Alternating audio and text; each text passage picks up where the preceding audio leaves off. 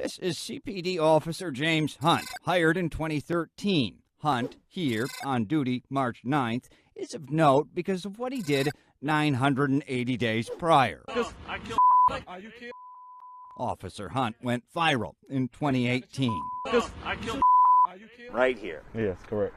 For this encounter, Have a seat, brother. he ultimately falsely arrested Kenneth Lee, who'd eventually win a $100,000 taxpayer-funded settlement. It started Now I see you accelerated, so I asked him, I get to the grass, I said, what, you trying to hit me? And you just tried to hit me with the car? And he replied, no. Officer Hunt followed Lee into the city's Martin Luther King Jr. Park. That's when he said, I have a Snapchat too. I said, no you don't. He said, Yeah, dude, it's called a mama. and he said, it's called F your mom.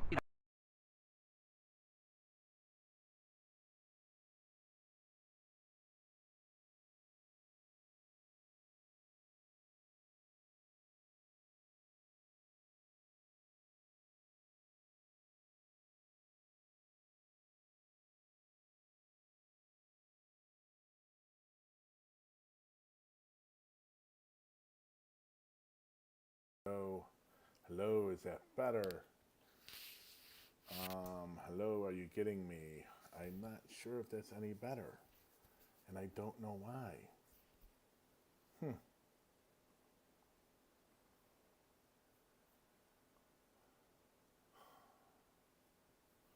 All right, well, I'm hearing from my intern that our audio is still not fixed, and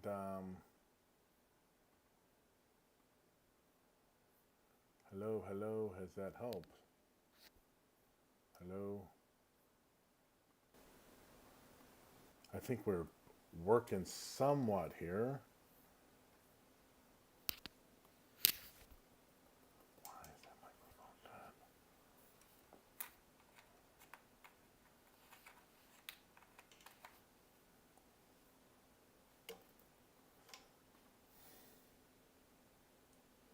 Okay, so we're going to go with the mic I have. So sorry about the technical problems. We're trying a new system. Must have some audio hiccup. Okay, so let's just get to it. Our first segment today, we're going to talk about that clip, which is, I just showed, which is, it's about Officer James Hunt. He's been on the force since 2013. When you get on, you're at 18 months of probation. So during that time, you can be fired for anything. He's involved in on-the-duty shooting. He shoots an individual, black male, I believe, 10 times, kills him. The shooting was ruled justified. I don't have any reason to, at this point, to disbelieve that, but it is kind of odd that a probationary officer would be involved in a shooting on the job, but I guess it could happen. But that just kind of sets up the stage for his history, or his future, I should say. In that clip, what you see him seem to be racial profiling, telling people on the street he kills people. That's what he does, with a bunch of foul language. You can watch the clip, it should be posted soon in the chat. The link for it.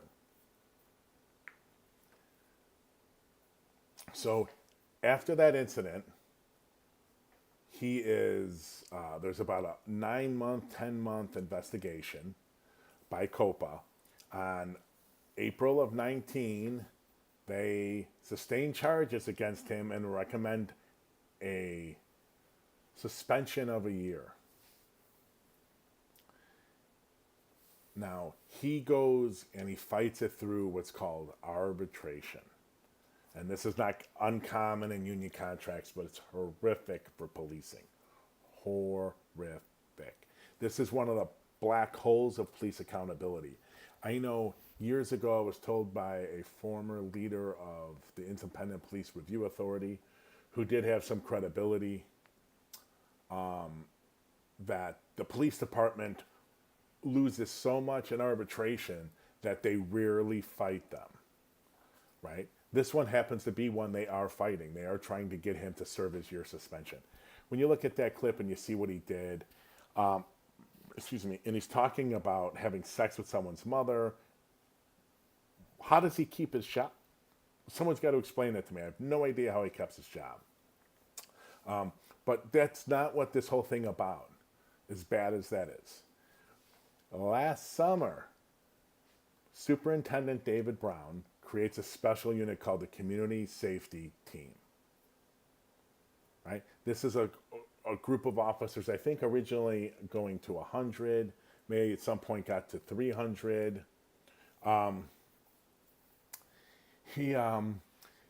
Officer Hunt is put on that team.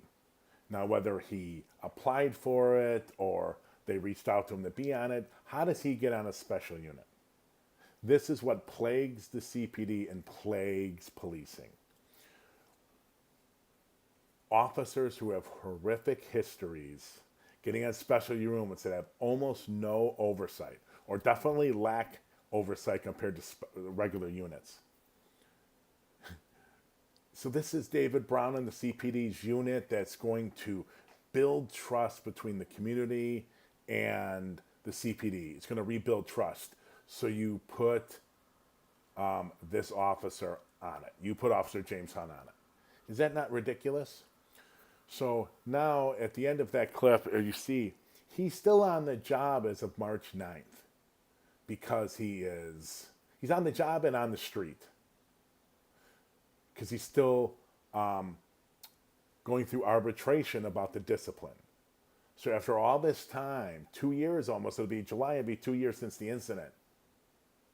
Right? Now, take all of that in, let's add in something. In the time he has been on the force, or I should say, since 2016, he's 5th in the use of force incidents. 5th, tied for 5th, I believe. There are nearly 12 or 13,000 police officers. This guy is 5th. How does he end up on that community safety team? This is when you hear police departments, especially the CPD, when you hear Mayor Lightfoot talk about we need policies, police department policies, we don't need legislation through the city council to regulate and restrict the police activities. Show me how this guy is still on the street on a special unit. How are we supposed to trust that the police department is capable of regulating itself, given everything in the history of the 100 years? And this is what they're doing right now. How does that prove us? It's unbelievable, right? It's just sad. And this is how things are done in Chicago, how they've been done for 100 years, and how they continue to be done. Are there good people on the force? There sure are. Are there bad people? Sure. And there are a lot of incompetent management? You better believe it. And they say, you should trust us, beg us, come on, you should trust us. Why? This is another incident that you just have no trust whatsoever. You have to earn it. You've lost it a long time ago, and this isn't it. This guy needs to go, and this might be a reason enough to get rid of Brown. And if it's not someone underneath him, how does he get on this unit? How about some accountability? Go force Superintendent Brown and the command staff underneath him to explain how Hunt got on. And maybe we should force them to open up the backgrounds of every officer on that community safety team and see what other boogeymen or women are on that team. Okay, so we're going to move to our next topic, which is this merging. We've talked about it before. It's the merging of what's called the CPAC and the GAPA Ordinance. Basically, two different versions, two different visions for community council to have oversight on the police. For CPAC and GAPA, for CPAC, it's about having basically total control of the department. GAPA, it's about having a significant role in some oversight, a voice in pushing the city council or the mayor to fire a superintendent that they have lost trust in and faith in. So for the record, I wrote an op-ed in Cranes many months ago, I think last summer, as part of a package of op-eds. I am for GAPA or some version. I am against for a bunch of reasons, I'm against the CPAC ordinance. These two groups of community organizations have now merged. Why? Because the mayor left the bargaining table, which has been ongoing since sometime in early 2016. 5 years they have been trying to negotiate this, and Lightfoot walked away. So what happened? These two groups came together. They came together right after Lightfoot said, hey, you know what? I'm going to introduce my own version of this. And she stopped the Public Safety Committee, the committee run by Chairman Talafario. She used her power to tell him, do not have that meeting of, 4, 6, 8 Fridays ago when they were supposed to finally vote on passing one of these. She stopped it. I'm going to introduce my own. So what happened? GAPA and CPAC came together, got a compromised version, and we're supposedly be seeing it soon. Details are kind of sketchy. But from what's been in the paper, well, hold on, before I said that, Tamar Abuzid, I'm pronouncing it right, Tamar if I'm not, or Tamer if I'm mispronouncing it, I apologize. He's a representative from CPAC.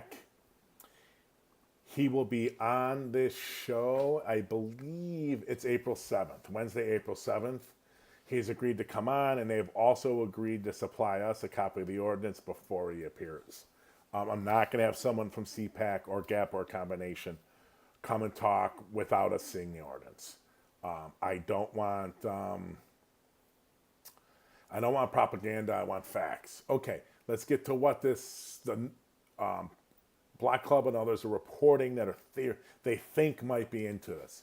So there's supposedly a binding referendum that would go out to Chicago voters if the commission, so they have broad authority over the department, including the power to hire and fire the superintendent, set the department budget, and negotiate contracts with police unions. I'm not sure if they could give them that power. And they also they can't have right now by law, as far as I understand it, final sign off. That has to go to the city council. So we'll see. From what I've heard from some of the aldermen is that CPAC has not been they've not been constrained by what we think is constitutional. So that has been, that's been a problem. It's been a problem the whole time they've been writing it. But let's talk for a little bit here about how does Mayor Lightfoot get a victory here? Communities have been working for 5 years on these ordinances, and you turn your back and said, see ya. And then you're going to introduce your own. Even if your own passes, how do you not alienate everyone? How do you alienate all the people that voted for you around alleged police accountability history and what you promised to do? For the record, ladies and gentlemen, she promised to pass this, candidate Lightfoot did, in the first 100 days. I think it's something like May 5th or 15th or something like that. We're looking at 720 days in office. So maybe it'll pass before that, but if her version passes or the other compromise version, how is this a win? I don't understand. I think this is a loss by a loss by a loss. It has certainly shaken my faith. They should have passed a long time ago. Okay, we're going to take a break. We'll be right back. Join a group of engaged and committed individuals advocating for transparency and accountability in the local justice system around the country. Get engaged through crowdsourced research projects, digital activism, public policy advocacy, or become a social media ambassador. Our criminal justice system will not reform itself. Communities must demand it. Transparency can be the fuel for justice our local communities need to combat the weaponizing of data by our justice system. Transformation of our justice system cannot occur until we know exactly what they are doing and who they are doing it to. Get involved today. CJP Nation. Okay, we're back. So we're going to talk now about this tweet. Let me read it out. This is Peter Nikias for CNN and used to be the Sun Times. So for our people living on listening in our podcast, here it is. This is what's frustrating about the quality of dialogue around policing. Blue shirts in the photo and a sweeping headline, but responsibility for training, equipment, organization, discipline, etc., or lack thereof, rests with people who wear suits to work, not uniforms. Okay. Now, is he completely wrong? No. CJP turned several months ago. We pivoted to get away from using the police accountability system to restrict and restrain policing. It doesn't work. The officers that are going to do misconduct have no fear of the system. And then on the other side, the good officers buy into massive conspiracy theories, buy into outrageous thoughts and beliefs about how unprofessional, unethical, unfair the accountability system is, incompetent. They have an massive oversized belief at the likelihood of a complaint leading to serious discipline. Almost never happens. And if we go back a little bit to the James Hunt, the first segment, he was involved in that shooting early on, as I said, during his probationary period, and it was found justified. So great, everyone thinks it's perfect. In the time period around his shooting, there were probably 5 or 6 years around that, there were 400 police shootings. Independent Police Review Authority investigated. They found one out of guidelines. One. That's not even 1%. That's 0.25%. Right? So, yes, we're in favor of the legislatures getting involved. There's no doubt about it. But that, I don't think, is what Nikias is talking about. I think he underestimates greatly, because this is specific to training, the degree to which officers, or many officers, don't want training. He's talked to a number of them, certainly. And they all say, oh yeah, and he talks about it further on in the train of treats, in that stream. Oh my God, just talk to officers. They all want more and more and more training. That's crazy. First of all, I think it's crazy. Second of all, I'm going to say, they'll tell you that, but they want training in things they're convinced work, whether or not the science supports it. That's it. That's as easy as that. The easiest way of looking at it is look at de-escalation, right? The thing.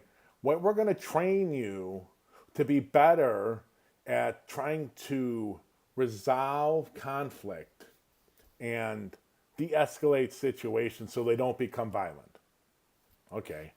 One would think they would love it. They don't want to be involved in violence, supposedly. They don't want to shoot people. I mean, a small minority are like Hunt, bragging they killed someone. It's mind-boggling how he stole a cop. But let's get back to this. Really? They want training? Why do they hate de-escalation so much?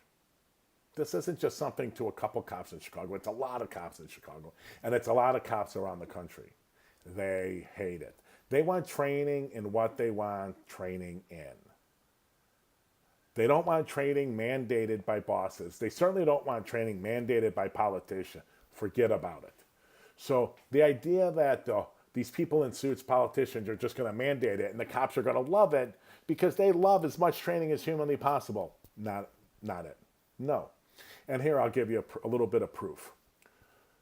Years ago with the police, the Chicago Coalition for Police Accountability, which I'm still kind of part of. We went in to see the officials, head of internal affairs, general counsel for the Chicago Police Department. We did it at least once a year. We met with the head of IPRA at that time, Independent Police Review Authority, twice. So the head of internal affairs, the head of the general counsel of the CPD, and some of their staff. And they were bragging about how they had like 1,600 or something around that number trained in crisis intervention training. Okay, well, why don't you have 8,000? They have, at that time they're saying they have 12 or 13,000 cops. Why don't you have 6, 8, 10, 12? Why isn't everyone trained in that? Now, the CP didn't mandate it. But pretty much any officer that wanted could get it. And there's all kinds of special other training that officers can volunteer to get. They don't get it. There certainly are a small percentage that do. And I do believe there's a small percentage that want as much training as possible. And there are some good mid-level managers and above that want all kinds of training. But to say, on average, the vast majority of cops just would eat up all the training, especially if a politician told them they had to do it, is a joke. You're a reporter. You're supposed to be independent of the cop think. You're supposed to be independent of the politician think. You're not supposed to believe anyone. Period. But that proved that he kind of buys into this police way of thinking of things. Oh, they love training. It's just, the politicians won't approve it. And listen, training's expensive. There's no doubt about it. But this idea that most cops want as much training as they can get is crap. It's crapola at the highest order. Now, should the city council? Yes. Should they allocate more money to add to the police budget for training? No. No, they shouldn't by any stretch. No. Nada. Zilch. They need to find ways in the almost $1.7 billion budget to be able to train their officers. Stop buying new cars. I don't know what you're going to do. Find a way. We're still fighting in court. Right now, you can go on our site at chicagojustice.org, go to latest news. You'll see the top post there is about a running blog now that we're doing to updates on the Chicago Police Department litigation. We're suing them for FOIA violations. Go look. One of the things we're looking for is the study, the analysis they did that proved they needed 1,000 officers in September of 2016 when Superintendent Eddie Johnson and Mayor Rahm Emanuel came out and said, we need it. Those staff, the command staff, Eddie Johnson and his command staff went to City Hall and told the City Council, we need it. We did an analysis. We know top to bottom. Did they do an analysis? Don't think so. We'll see. I hope they did it. We're fighting 3 years to get it. They keeping, let's just this way. They gave us stuff right after we sued and said, here it is. Wow, most of the documents were created anywhere from 6 months to 2 or 3 years after the announcement. You can't do an analysis, a support announcement after the announcement. Doesn't work that way. Then they said it was in this report that we couldn't access because of attorney-client privilege. The judge did. Nada, ain't there. So that's twice the police department told us, and the law department told us that here you go, here's the analysis. It wasn't there. You can make up your own minds about what that means the CPD did. Then they told the judge, we've looked hard enough. Don't worry, that decision we made to hire 1,000 officers and spend about 1.2 billion on policing over the next 10 years to support these 1,000 officers. Don't worry, we don't have to look for that analysis. How could we be expected to find that and locate that? So they have the money. They have it. If they want to allocate it for more training, more for it. I think the city council should get involved and create legislation, create ordinances mandating what they have to do, period. And let the CPD government find it. But let me tell you, the city council mandating it is not going to get the police officers to be loving it or joyous about it or happy that they've got it. That's crap. That is total crapola. That's cop think.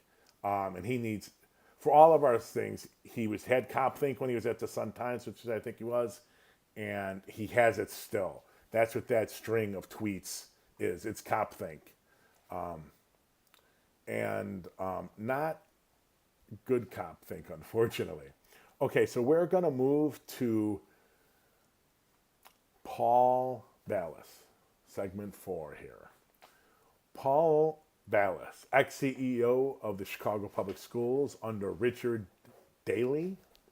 He came in just as the Better Government Association, I was an intern working on the project at the time, helped put D. Sharon Grant, who was president of the Chicago School Board, we put her in prison. I helped on many of those exposés that led to her prison. We put her in prison. We put the head of maintenance for Chicago Public Schools in prison. Vallas was hired as CEO around that time.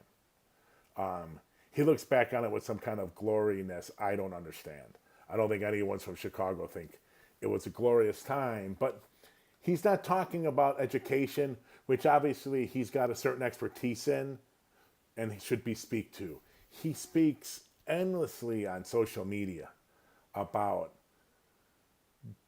just how, he speaks about a lot of issues around the city.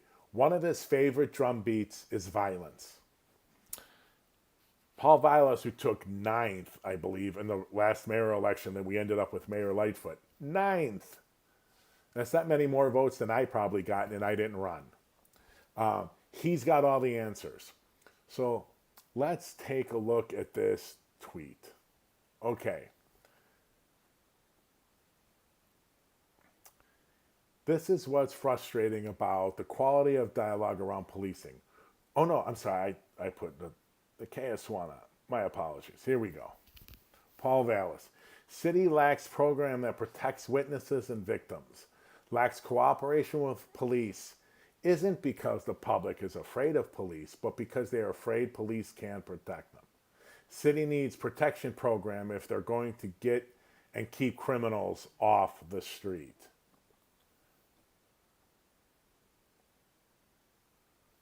Did you know, ladies and gentlemen, Paul Vallas, extremely privileged, extremely white, extremely no experience in criminal justice matters, extremely no experience in criminal justice matters in communities in Chicago, especially in underserved communities of color.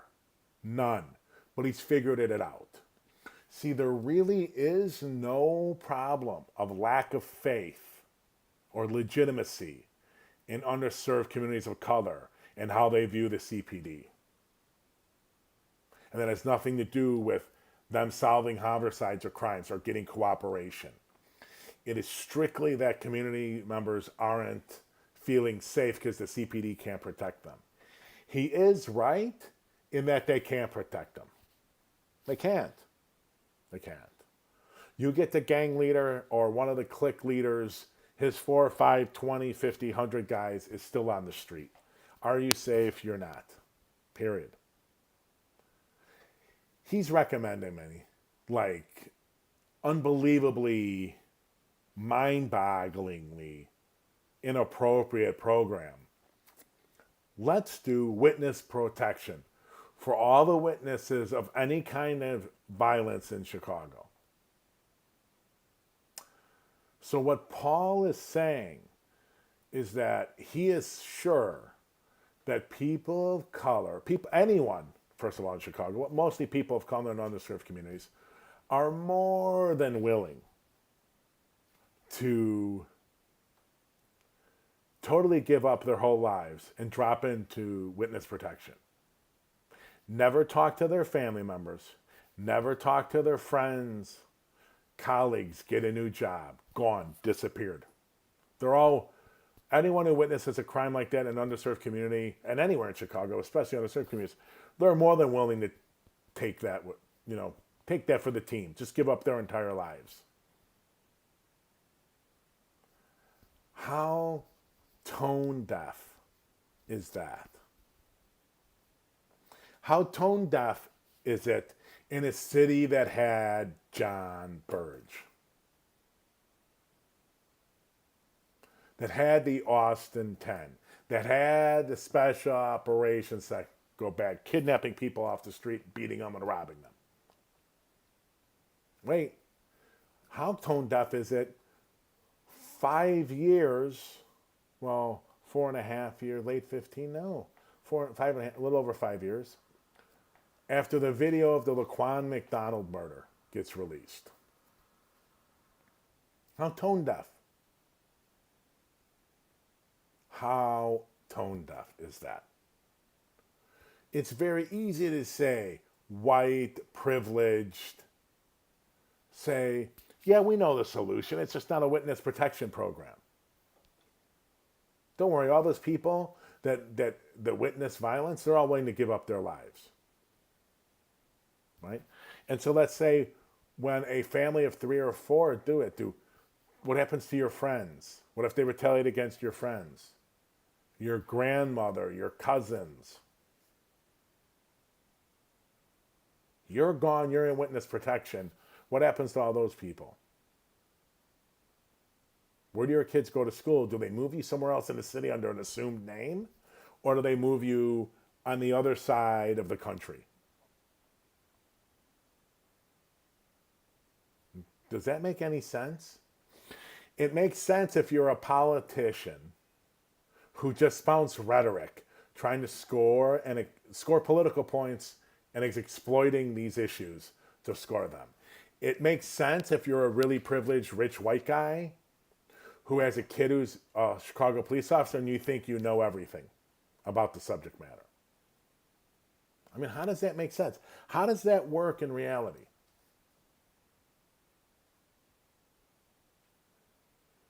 Who's going to fund that?